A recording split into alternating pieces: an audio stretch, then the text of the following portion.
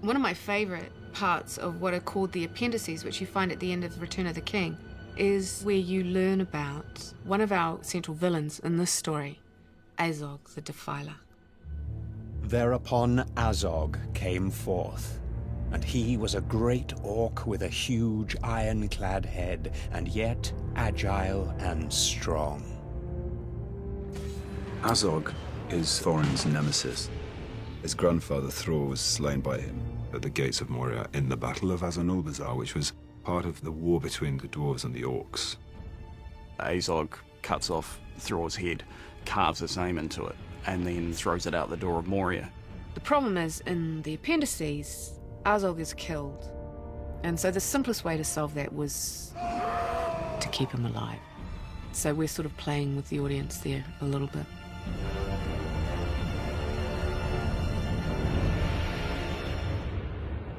When we first started Azog, he was definitely discussed as a prosthetic character, and Jamie Best Warwick immediately did this amazing, beautiful maquette.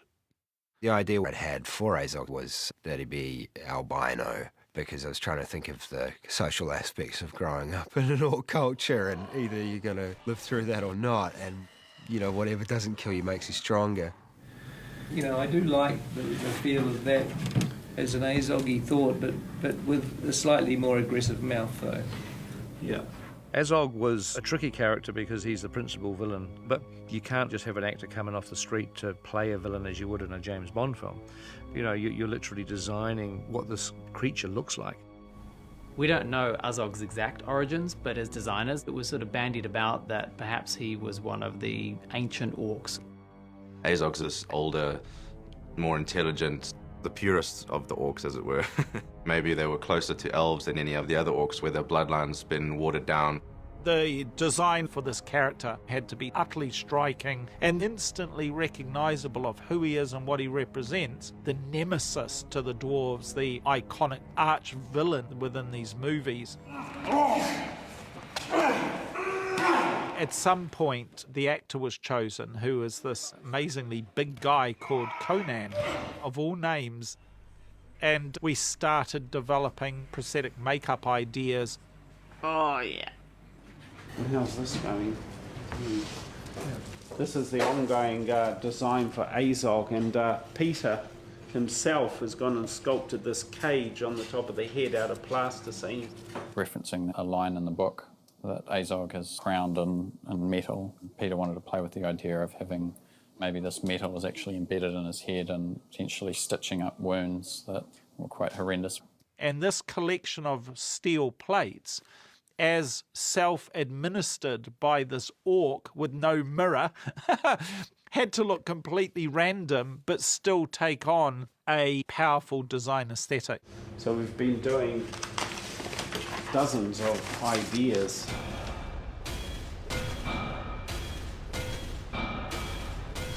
So, tricky stuff. Yeah, I'll swap places with you, Clark, you know. Meanwhile, we're designing the armour. Oh, sweet Christ. Presenting a series of iterations to Pete and Fran.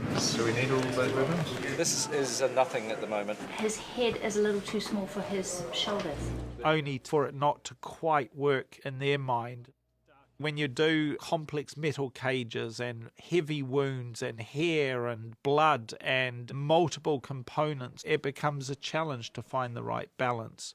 The first version of Azog looked pretty cool, but he wasn't coming across as this really scary guy. So then Azog became something else, something completely different. Okay, bye. Thanks, Kara. There was an idea that I had where it would be really scary to see an orc who looks like a wrinkled little old man, but he's actually, you know, powerful and evil.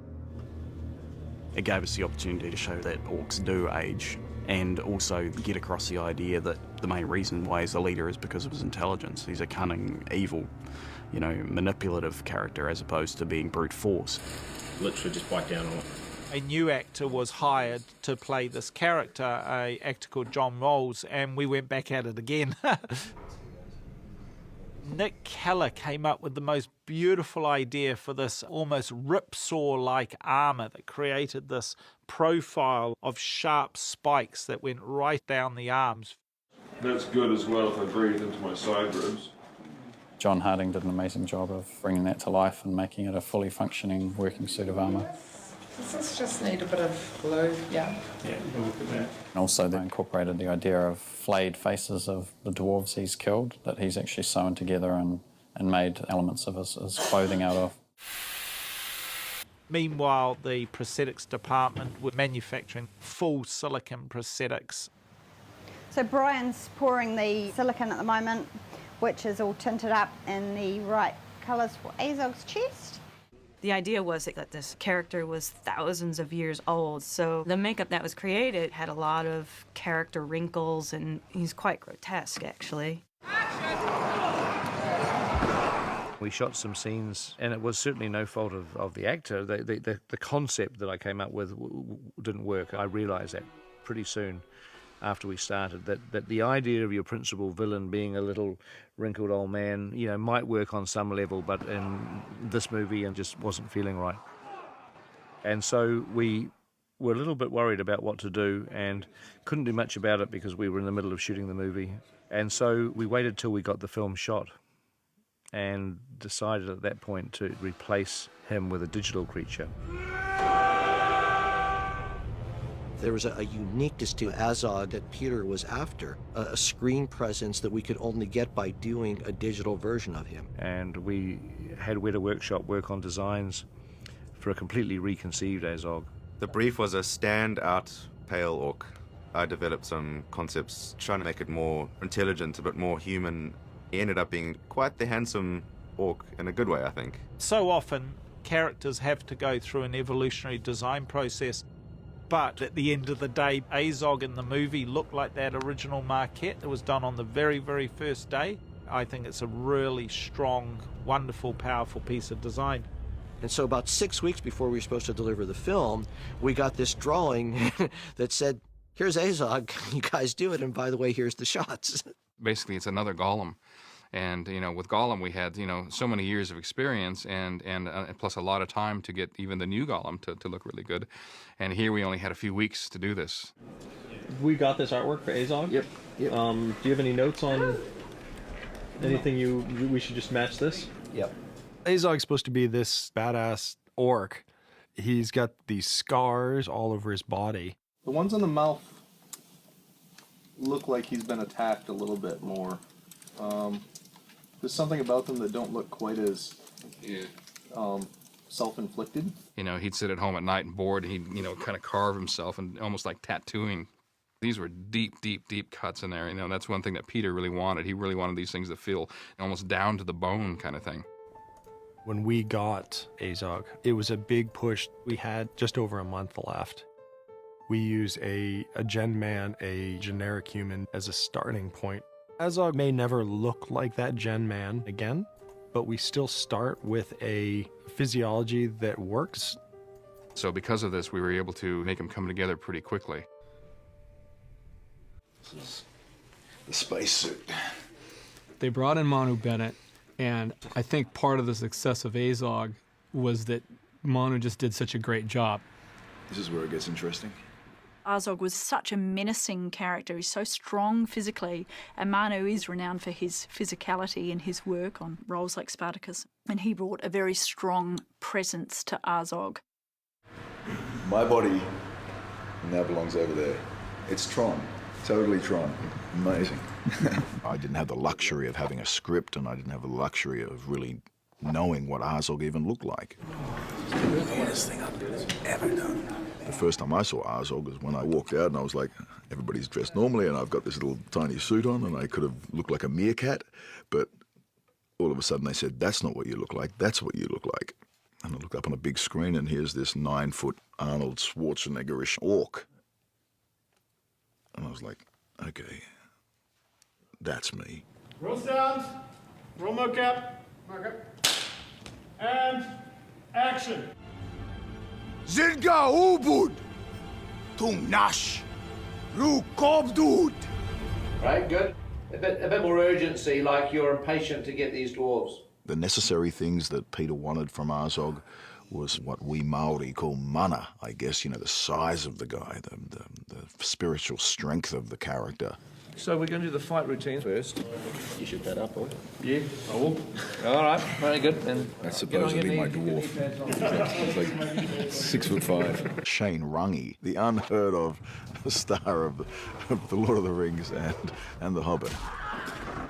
He had to go on his knees, and they put a mouth guard in him, and he had his helmet on, and he had these big pads. And I came around and I smacked him so hard.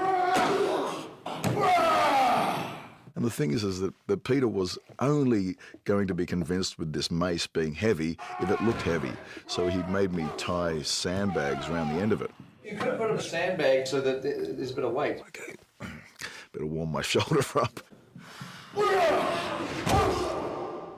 Shog-agradol is drink their blood. Ag is a different word. Agradol. He had to learn black speech as he went. I mean, it's not something you just learn. You know, it was like having to learn German in 10 minutes. 2 words. That's right. Shog, S-H-O-G. Shog. Agradol. Shog-agradol. There are 2 different kinds of black speech, really. There's the language of Mordor, which is more complex and flowing. And Orcish is spoken only by the orcs. It's very simplistic and very short and sharp.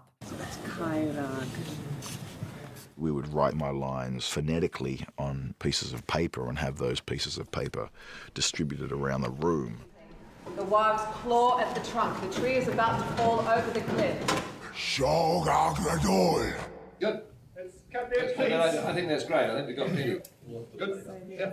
Manu was becoming a character that's believable. I mean, he had a clear idea of how Azog was going to be, and we just took that and it just slotted into all the shots great. It was comforting because we didn't have a lot of time. Knock, knock. Oh, jeez. Yeah, tell me about it. Did you get another render wish background in the next 20 minutes? Probably yes. Then do it now. Yeah. We're getting near the end. We just have a few weeks left in animation. It's a full-on battle. I mean, it's not quite capturing the feeling that he's got when he's doing it. He gets so much intensity out of his eyes, right, that we don't get with our guy. Yeah. The other thing about Manu was that he has this intense anger where his eyes are wide open, whereas usually we always end up wanting to squint and put the brow down for anger. So we had to kind of go back and just try and capture that crazy anger. It was a big push to get the design, the textures, the animation into the character of Azog. And you're like, yep, he's becoming a character that's believable and is working and has this huge menace to him. It was actually pretty impressive that we were able to turn it around that fast.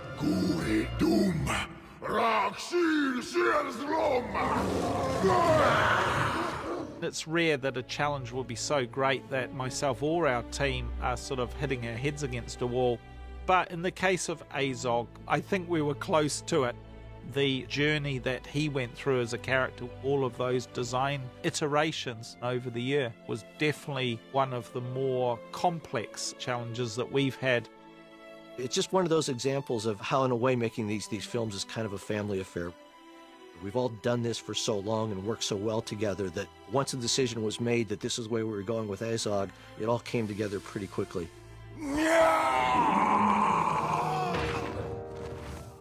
The visual effects on The Hobbit have certainly advanced a lot in the 10 years since we did The Lord of the Rings. Now we have completely digital characters all over the place. Trolls, goblins, orcs. And we realized that by only doing minimally what we needed physically on set and adding in the digital effects later on, we could actually just bring a lot more richness to the film. And I think it became one of the big sea changes that we saw in the way that Hobbit was done from when we started shooting it to by the time we finished.